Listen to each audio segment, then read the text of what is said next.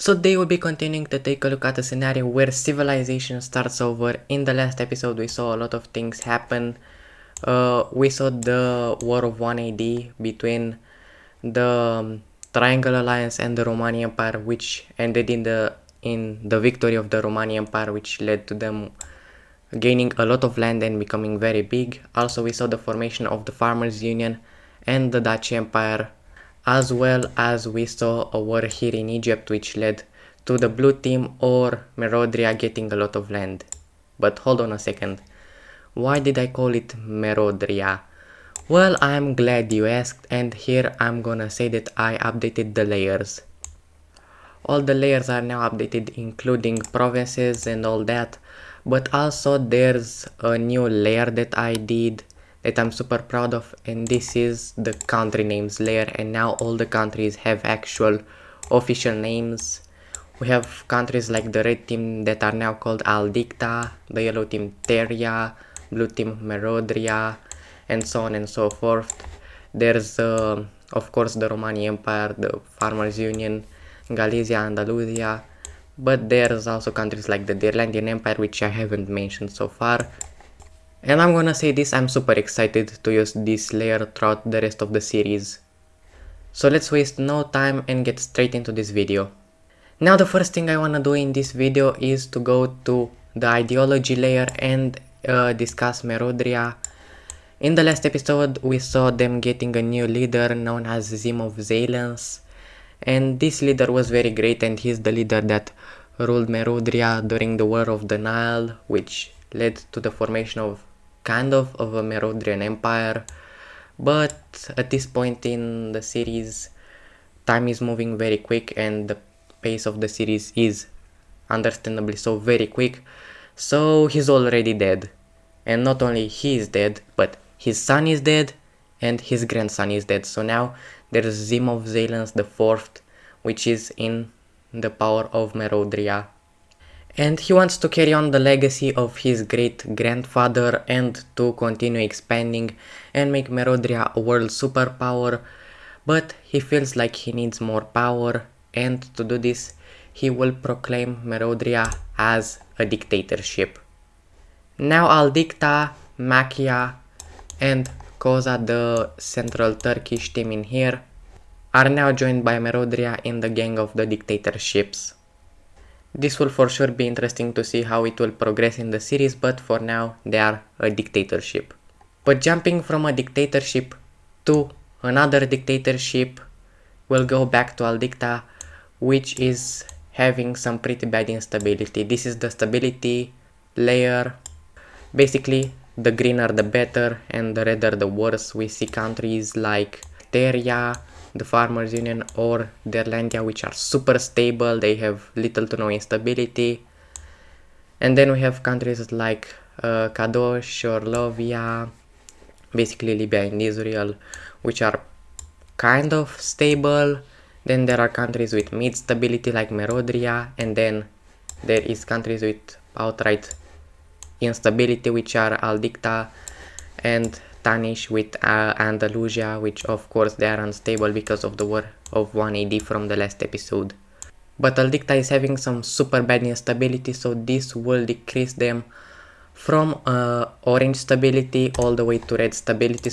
So now Aldicta is in a state of instability, and this will for sure affect them maybe sooner than we might expect. But now there's something I wanna do, and this is trade routes. By this point trade routes are super common, so we'll see which ones are where. We'll begin straight where it all started in Aldicta, and we'll see the first trade routes right here around the Somalian coast. It will go up into the Somaliland regions where the former Lime team was. By here it separates straight to Aldicta's capital and into Merodria, merging with their capital. Also we see it go into Teria and across into Arabia, where from here it will go towards the Terian capital, straight into here. And here it continues into Merodria going up north, and actually I'm gonna skip straight to the full completed thing. This is the entire trade route network. It goes from Aldicta, all the way to Teria, to Merodria, into Kadosh, into Lovia, Algeli, and from there into Europe, into some major cities and capitals. But for now it isn't very advanced due to the early ages that we are in. We are in about 100 AD. But now let's get into some actual map changing stuff. First we are gonna go to the Dirlandian Empire. What they will do is that they will focus up north and set some claims into the Scandinavian region.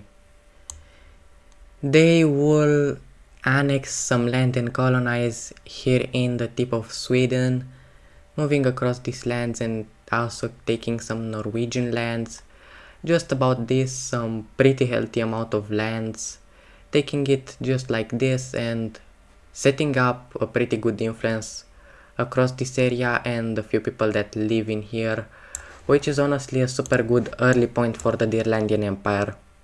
Also the Dirlandian Empire, but also with some maybe sort of help from the Roman Empire, will manage to discover the British Isles. They will move across this tip of Britain, and shortly after the main British Isle will get discovered, shortly after followed by Ireland, and now the British Isles are discovered, and I'm sure this will not lead to any sort of colonization or colonial empires in this series. I'm sure of this. And let's say that actually there's a pretty good chance for it to not be, because we are gonna see an orangish Ireland nation form in here in the British Isles, which will also take the Isle of Man. But these guys are super neutral, and because of this they will form a new ideology. This ideology will be represented by a white circle, and it will be known as neutralism.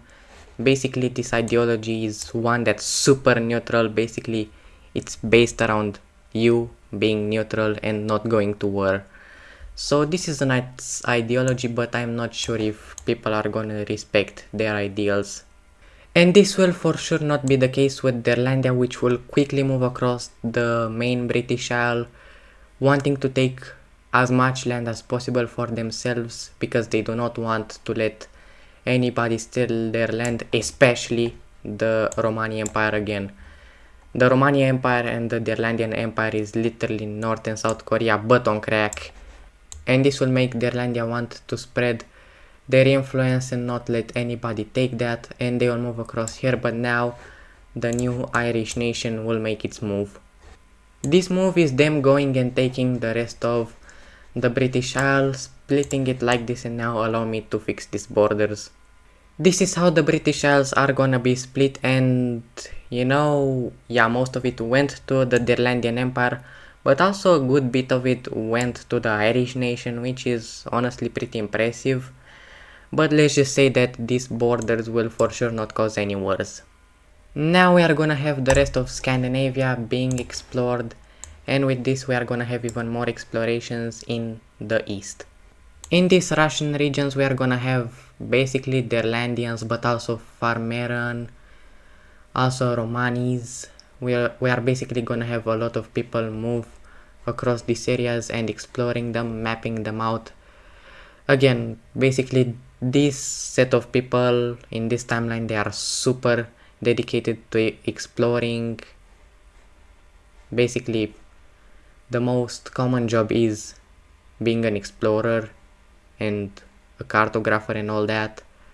Basically people are into this kind of stuff of going and exploring new lands and finding new homes to settle. As we get around here, we are gonna have a lot of new countries being formed in the Russian regions, and not only that. Finally, in 122 AD, we are gonna have the South African region finally being explored, and with this we have the entirety of Africa being explored. It's now all mapped out, and now we can get to the new countries that will be formed. This is the full map with all the countries, and we will review each of the countries right now. We will have an Estonian St. Petersburg country, a purple Russian country, a teal Crimean nation, a gold Russian nation which is used as a checkpoint for further explorations in the east. We have a Gambia nation, two Sahara nations which prosper from the resources but also not really because they don't really have people due to it being the Sahara Desert and being very hot. You'll have a pink nation right here which is alarmingly close to Al Dicta, an Angolan team, and a South African nation. And this is good all in all, but now we are gonna have some unions happening. Now unions aren't very common, in fact they are not. I don't think we have had a single union up until now. But basically multiple nations that have very good relations will decide to put themselves and their powers together and form one big entity. And the one that will be the first union will be right here in Africa, with these two nations formerly standing from Makia or Nigeria, if you wanna call it that. They wish to retake their old home and form a democratic order here in Central Africa. So they will decide to do step 1 of this plan, and that is for these two to unite. And the color of this nation will be this very nice pinkish color, even though it's kind of similar to the one down there, but you know, it's pretty far away, so we don't have to bother about that. Now what about the capital? They will decide to use none of their old capitals due to them not wanting to cause any conflict between the two nations and between the two sides, and instead they will use a new capital. They will go and promote this major city as their new capital, just like this. And now we can add back their old capitals as major cities, and bam, now we have a new union in here, and the first of its kind. The next union will be here in Anatolia with the Pink Nation and the Istanbul nations uniting into this dark blue country. Again, for capitals they won't use any of the old capitals, and instead they will find a new one, the new one being right in this major city where their new capital of this union will be. And now Anatolia is starting to unionize after just being balkanized 2 episodes ago. Now we are gonna jump to the tip of India where something very interesting will happen, and that is that a new set of humans will appear. They will appear right here in the tip of India, quickly starting to explore these lands, and it's more of a unique type of human. They have way less hair and they are very different from the humans that we have so far, and they are way taller, like modern day tall, like 170 centimeters tall, like. And they are gonna, well, explore the areas they have just popped in, and they will get among here where they will establish kind of their own type of civilization. The first Indian nation will pop out in here, taking a lot of this land and basically claiming everything they have explored so far, and it will appear around here just like this. Also they will have Sri Lanka, and do not ask anything about this color. I'm sure it's not the color of one of the most significant Aedes Pro Wixo nations. Second Indian nation that will pop out due to some arguments breaking out between this group of humans will be this kind of orangish Indian group that will be right in here. And now we have kind of like a second set of humans that for now don't know about the rest of the humans in here, and the rest of the humans, basically the main group of humans that have popped out so far, doesn't know about the Indians. These two Indian nations will be so different, in fact, that they will not even have capitals. Now we are gonna jump back to Teria because they haven't done anything in quite a while. The last thing they did was to move their capital, but now after stabilizing very well and becoming, well, the most powerful nation in the world, they will go in and expand across the Persian regions, and Teria will be claiming all these lands, and now Teria is super big. It's a super big nation now, and It's once again showing why it is the strongest nation in the world, but let's say that there is a country that might challenge them for this role, and this is Merodria. Now Merodria has been on the grind, and now they are the second strongest country in the world. They passed Aldicta, they were the third before, and now they passed Aldicta, and they are the second strongest country in the world. And honestly, they are competing pretty well against Teria, and now they will do their move, the move being the invasion of the Square team. In the last episode we saw that Egypt got clapped by the Square Alliance, which was signed between Kadosh and Lovia, and basically that cooked Egypt, but now Merodria is way more prepared than Egypt, and when they will feel that the right moment has come, they will strike.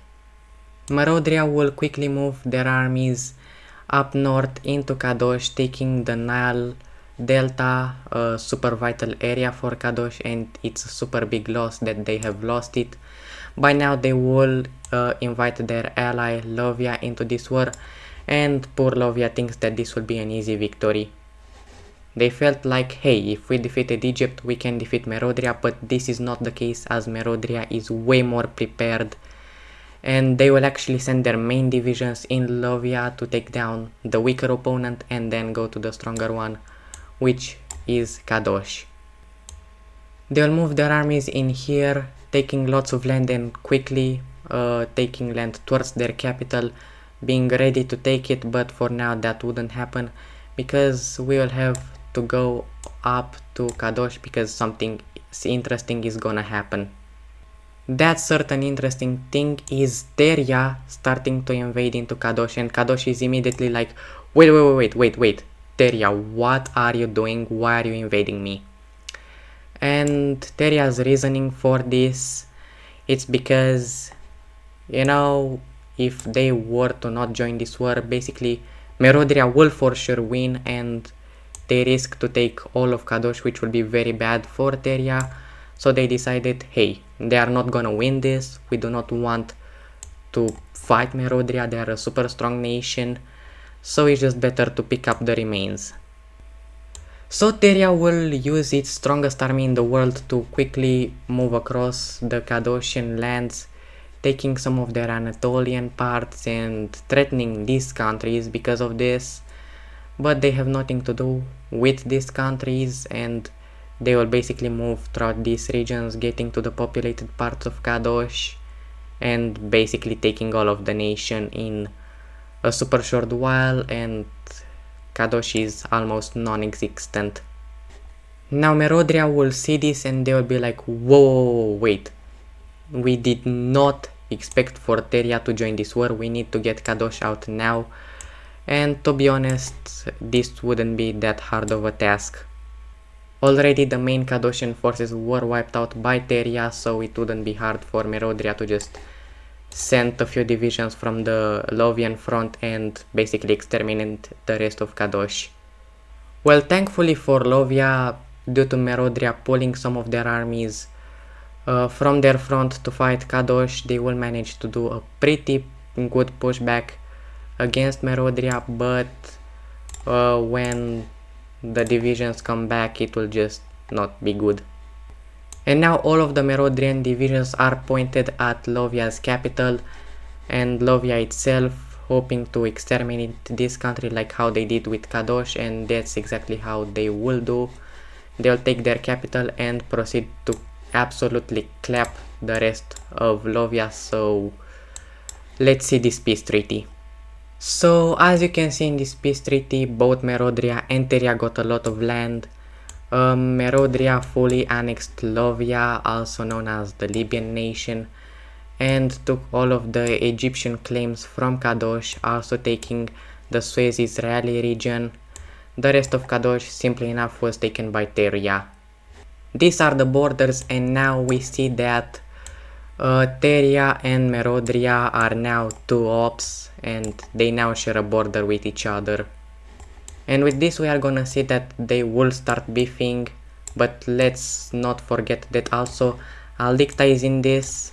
Aldicta is beefing with both Merodria and Teria, and now we have Merodria and Teria beefing with each other, and this is exactly how it sounds like, a tripolar system, but not quite, because now we are gonna go back to Aldicta, and let's say this, they have a lot of instability. I showed you this at the beginning of the video, but Aldicta turned red, and now they will turn more than red, they will turn dark red, which means that they are in an active state of collapse, and this is not gonna sit well with the people, and they will take action. Aldicta's government has been too totalitarian, they have overused their power, they used to be the strongest, then they were passed by Teria, and now they are passed by Merodria, and now even the Romani Empire is starting to pass them, and this is not right with the people. They have annexed too much land, they have overused their power, they have become too cruel, and now we are gonna have the first revolution happening. People do not want to rebel away from Aldicta, they want to keep their empire, but they want to make it a good place to live in. So we are gonna have the revolution begin around Lake Tanganyika, and this lake quickly keeping progress going across the nation and taking more and more land, and they will pick up steam. They will immediately move across basically the borders of Aldicta, and let's remember we are still in the ancient times, and again we are in the ancient times, we do not have technology, so if something like this happens, it's super hard to communicate with people and basically tell them, wait, we are having a revolution, this is not right, we should retaliate against this. So until the useless Aldictan government finds out already, the revolution will take a lot of borderlands in here and have a lot of success, basically now moving across the actual main Aldictan lands. It gets about to this until the Aldictan government finally notices, finally someone gives the king the news that this is happening, and now the Aldictan government will finally retaliate. Aldicta will send their armies in here, managing to do very well against the revolution, and they will push them very far back, almost to where they began. Also they will have success in here, almost pushing them back to the border.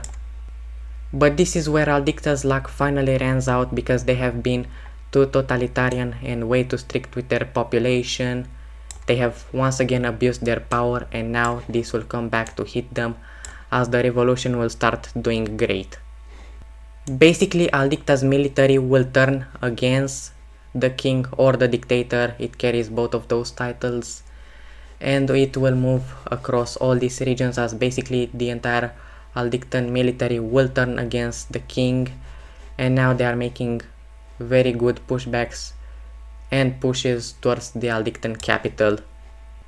Also in the south we have the same thing happening, with this front basically collapsing, and people of the former purple Somalian nation will welcome the rebellions and the revolution with open arms, and basically we'll have all these territories of that set old nation succumb to the revolution.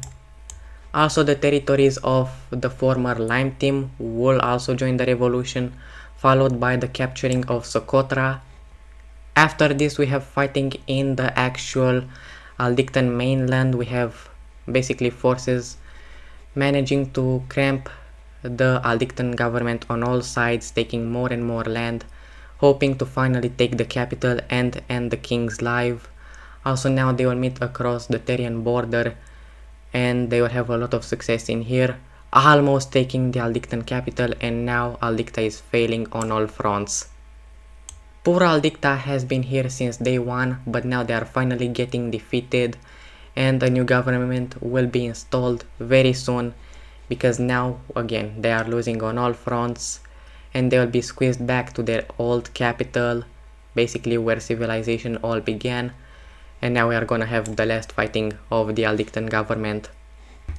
Putting on major cities, we see that this is the map of Aldicta with major cities, and now the battalions of the revolutionary forces will move in, taking one of the major cities, and quickly threatening another one, followed shortly by taking it.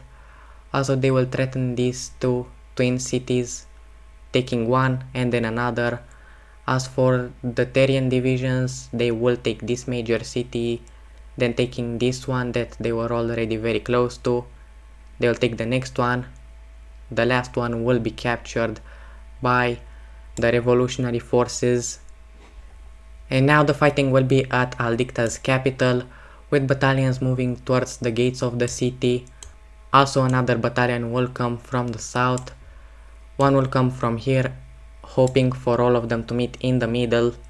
But the Aldictan army will be successful in pushing two of these, but the next one will get super close before it will get cut off by the Aldictan divisions, which have basically saved up all their armies, especially for this one battle. Now the Aldictan forces will go in hoping to retake one of the major cities.